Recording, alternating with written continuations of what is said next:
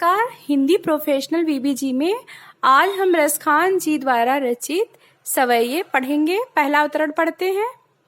मानुष हो तो वही रस खानी, बसों ब्रज गोकुल गाँव के ग्वारन। इसमें श्री कृष्ण के अनन्य भक्त कवि रसखान अपने इष्ट देव की समीपता चाहते हैं, तो वे क्या कहते हैं, उसी भावना को व्यक्त करते हुए कवि रसखान जी कहते हैं कि मानुष हो तो वही रसखान। यदि मेरा जन्म मानुष अर्थात मनुष्य रूप में हो तो मैं मनुष्य बनूं, तो ब्रज और गोकुल गांव के ग्वाल बालों के बीच में निवास करूं। जो पशु हो तो कहाँ बस मेरो, चरो नित नंद की धेनु मझारन। यदि पशु बनूं तो मेरे बस की बात नहीं है, फिर भी मैं चाहूंगा कि मैं नित्य प्रति नंद की गायों के बीच में चरा करूं। पाहन हो तो वही गिरी को, जो कियो हरि छत्र पुरंदर धारण। पाहन अर्थात पत्थर, और यदि पत्थर बनूं तो उसी पर्वत का बनूं। गिरी अर्थात पर्वत, उसी पर्वत का बनूं जिसे श्री कृष्ण ने छाता बनाकर, हरि छत्र अर्थात हरि मतलब भगवान श्री कृष्ण ने किसे छत्र अर्थात छाता बना करके अपनी उंगलियों पर धारण किया था। और जो खगु हो तो बसेरो, करो मिली कालिंदी कूले कदम्ब की डारन। और यदि मैं पक्षी, खग अर्थात पक्षी रूप में जन्म लूं तो वह पक्षी बनूं कि यमुना नदी के किनारे अन्य पक्षियों के साथ मिलकर कदम्ब की वृक्ष की डाल पर निवास करूं। तो इस प्रकार से कवि रसखान अपने आराध्य श्री कृष्ण की समीपता चाहते हैं। इस अवतरण में अनुप्रास अलंकार का प्रयोग किया गया है। दूसरा अवतरण पढ़ते हैं। आजू गई होती भोर ही हो, रस खान रही वट नंद की भो नहीं। रई मतलब होता है प्रेम में आसक्त होना। तो इस अवतरण में एक गोपिका नंद जी के घर जाकर श्री कृष्ण की बाल सुंदरता को देखकर उसका वर्णन अपनी सखी से किस प्रकार से करती है। वो क्या कहती है कि हे सखी, आज मैं प्रातः काल नंद जी के घर गई थी, तो वहां जाकर मैं पूर्ण रूप से, रई मतलब बताया था ना प्रेम में आसक्त होना, तो मैं पूर्ण रूप से प्रेम में डूब गई।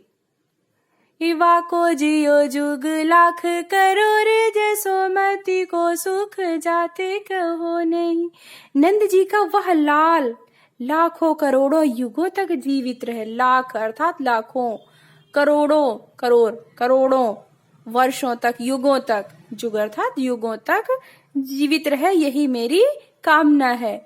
और यशोदा ऐसे लाल को पाकर अत्यंत सुखी है, उनके सुख की कोई सीमा नहीं है, और उन्हें जो अनुभूति होती है उसका वर्णन नहीं किया जा सकता। उनको कितने प्रेम की अनुभूति होती है उसका वर्णन शब्दों में नहीं किया जा सकता। तेल लगाई लगाई के अंजन, भौहे बनाई ठीडो नहीं। और यशोदा अपने बच्चे को तेल लगाती हैं, उबटन लगाया, आंखों में काजल लगाया और भौहों को संवार कर ऊपर एक काला ठिठौना अर्थात टीका लगा दिया ताकि उसकी नजर न लगे। डाली हमेलन हार निहारत वारत, जो चुचकारत छौने अर्थात पुत्र। और यशोदा अपने लाल के गले में हार डालकर तथा उसे देख कर अपने को न्यौछावर कर रही हैं एवं अपने पुत्र को पुचकार रही हैं, प्यार कर रही हैं। तो इसमें जो है दृष्टांत अलंकार है, अनुप्रास अलंकार भी दिखाई देता है। अगला अवतरण पढ़ते हैं। धूरी भरे अति शोभित, श्याम जूत सी बनी सिर सुंदर चोटी। रसखान श्री कृष्ण के बाल सौंदर्य का मनोरम वर्णन करते हैं। क्या कहते हैं, एक सखी दूसरी सखी से कह रही है कि श्री कृष्ण के बाल सौंदर्य का वर्णन कर रही है। क्या कह रही है कि श्री कृष्ण धूली भरे अर्थात धूल में भरे हुए शोभित अर्थात सुशोभित हो रहे हैं, और वैसे ही सिर पर उनके सुंदर चोटी बनी हुई है। खेलत खाते फिरे अंगना, पग पैंजनी बाजती पीरी कर चोटी। उनके सिर पर अत्यंत जो है सुंदर चोटी बनी हुई है। वे अपने घर के आंगन में खेलते खाते हुए घूम रहे हैं, और उनके पैरों में पैजनी अर्थात पायल बज रही है, पीरी का चोटी, और उन्होंने पीला कच्छा पहना हुआ है, पीताम्बर धारण किया हुआ है। वाछवी को रस खाने बिलोकत, वारत काम कला निज कोटि। और श्री कृष्ण की सुंदरता को देखकर कामदेव भी अपनी करोड़ों कलाओं को न्योछावर करते हैं। काग के भाग बड़े सजनी, हरि हाथ से ले गयो माखन रोटी। और सखी क्या कहती है, सखी उस कौवे के भाग की कितनी सराहना की जाए। अर्थात वो कौवा तो काग अर्थात कौवा अत्यंत भाग्यशाली है, जो श्री कृष्ण के हाथ से माखन रोटी छीनकर ले गया है। इसमें देखिए अनुप्रास अलंकार का प्रयोग हुआ है, भक्ति रस का प्रयोग हुआ है, गुण माधुर्य है, भाषा ब्रज है, छंद सवैया है। और इसमें सूरदास ने श्री कृष्ण के बाल रूप के अनेक चित्र प्रस्तुत किए हैं। अगला अवतरण पढ़ते हैं। जा दिन तेवा नंद का छोहराया, बन धेनु चराई गयो है। इसमें जो है ब्रज की गोपियां श्री कृष्ण के मनमोहक प्रभाव का सुंदर चित्रण हुआ है। एक गोपी दूसरी गोपी से क्या कहती, हे सखी जिस दिन से वह नंद का लाडला बालक छोरा अर्थात बालक गाय चराने के लिए गया है, उस दिन से मोहनी ताननी गोधन गावत, बेनु बजाई रिझाई गयो है। बेनु अर्थात बांसुरी, रिझाए अर्थात प्रसन्न करना। तो अपनी मोहनी तान सुनाकर और वंशी बजाकर हम सबको उसने रिझा लिया है, अपनी तरफ मोहित कर लिया है। वादिन सो कछुटो नो सो कैरस, खाने ही में समाई गयो है। तो गोपी क्या कहती है, उस दिन से ऐसा लग रहा है उसने कोई जादू टोना कर दिया है और उसने सबके मन में प्रवेश कर लिया है, अर्थात सभी उसको प्रेम करते हैं। कौन काहू की कानी करे, सिगरो ब्रज बीर बिकाई गयो है। इसलिए अब कोई भी गोपी किसी की मर्यादा का पालन नहीं करती, उन्होंने तो अपनी लाज शर्म भी त्याग दी है। ऐसा मालूम पड़ता है कि श्री कृष्ण के प्रेम में संपूर्ण ब्रज उसके हाथों बिक गया है। इसमें भी जो है ब्रज भाषा का प्रयोग है, श्रृंगार रस की प्रधानता है और अलंकार अनुप्रास है। अगला अवतरण। कान्ह भये बस बांसुरी के, अब कौन सखी हमको चाहिए, निषिद्ध से रहे यह आस लगी, यह सौतनी सांसत को सहिए। अब चाहिए अर्थात चाहेगा, निषिद्धोस रात दिन, तापन दुखों को दही है जलाएगी। अब इस अवतरण में भगवान श्री कृष्ण की बांसुरी के प्रति सम्मान देखकर गोपियां बांसुरी से ईर्ष्या करती हैं, क्योंकि श्री कृष्ण बांसुरी को अत्यंत महत्व देते हैं। और ऐसा देखकर गोपियां जो है वो बांसुरी से ईर्ष्या करती हैं और आपस में क्या बातचीत करती हैं कि एक सखी दूसरी सखी से कहती है, हे सखी कृष्ण तो अब बांसुरी के हो गए हैं, अब हमें कौन पूछेगा। यह सौत बांसुरी दिन रात उनके साथ लगी रहती है, सौतन साथ अर्थात दिन रात उनके साथ यह सौत की भांति जो है हमें ये परेशान करती है। हम लोग भला इस सौत के द्वारा किए गए कष्टों को क्यों सहन करें। जिन मोही लियो मन मोहन को, रस खानु सु क्यों न हमें दहिए, मिलिया वो सबे कहूँ भाग चले, अब तो ब्रज में बांसुरी रहिए। जिस बांसुरी ने मनमोहन श्री कृष्ण को मोह लिया है वह हमको सदैव जलाती रहेगी, इसलिए आओ सखी हम सब मिल करके इस ब्रज को छोड़कर भाग चलें। अब तो ब्रज में केवल बांसुरी ही रहेगी, अब हम लोगों का यहाँ क्या काम, क्योंकि श्री कृष्ण बांसुरी को बहुत महत्व देते हैं। मोर पखा सिर ऊपर राखियो, गुंज की माले गरे पहिरूंगी। सब सखियां जो हैं श्री कृष्ण का वेश बनाकर उनका स्वांग रचना चाहती हैं।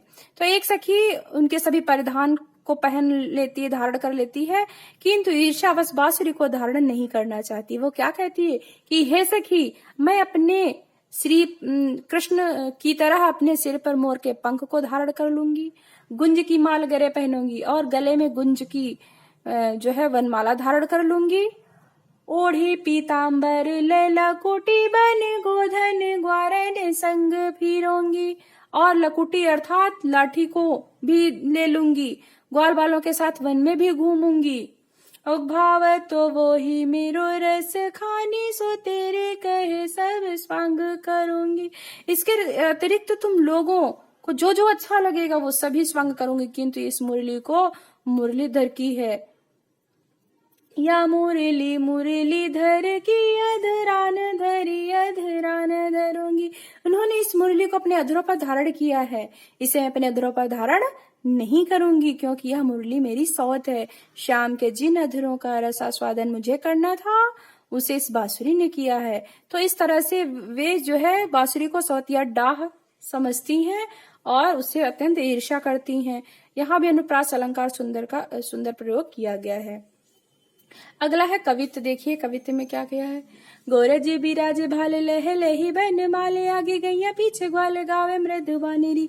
अब श्री कृष्ण की सुंदरता का वर्णन किस प्रकार से रसखान जी ने किया है कि श्री कृष्ण दिन भर गाय चराकर शाम को घर लौट रहे हैं, और गोरज अर्थात और एक गोपी जो है दूसरी गोपी से उनकी सुंदरता का वर्णन किस प्रकार करती है। सखी देखो, श्री कृष्ण आ रहे हैं और उनके मस्तक पर गोरज अर्थात गायों के पैरों से उठी हुई धूल लगी है, और लहलही वनमाल, और उनके गले में ताजे फूलों की माला है। आगे गैया पीछे ग्वाल गावे मृदुबानी री। आगे आगे गायें आ रही और उनके पीछे पीछे ग्वाल आ रहे हैं। वे मीठी मीठी वाणी में जैसी धुन बांसुरी की मधुरे मधुरे, जैसी बंक चितवन मंद मंद मुस्कान री। और जैसी जो है उनकी मीठी वाणी में गाते आ रहे हैं। उनकी दृष्टि कैसी है, चितवन अर्थात दृष्टि टेढ़ी है, और मंद मंद उनकी मुस्कान है, वैसी ही सुंदर है। जिस प्रकार से उनकी टेढ़ी दृष्टि सुंदर है, उसी प्रकार से उनकी मंद मंद मुस्कान भी सुंदर है, और मधुर मधुर बांसुरी की ध्वनि है। कदम विटप के निकट तटे निके तटे, अटा चढ़ी जाई पीत पट फहरानी री। ऐसा कि यमुना नदी के तट पर कदम्ब के वृक्ष के नीचे कृष्ण बहुत ही सुंदर लग रहे हैं। आओ अटारी पर चढ़कर उनके पीले वस्त्रों का फहराना देखते हैं। रस बरसावे तन तपनी बुझावे, नैन प्राण रिझावे, वह आवे रस खानी री।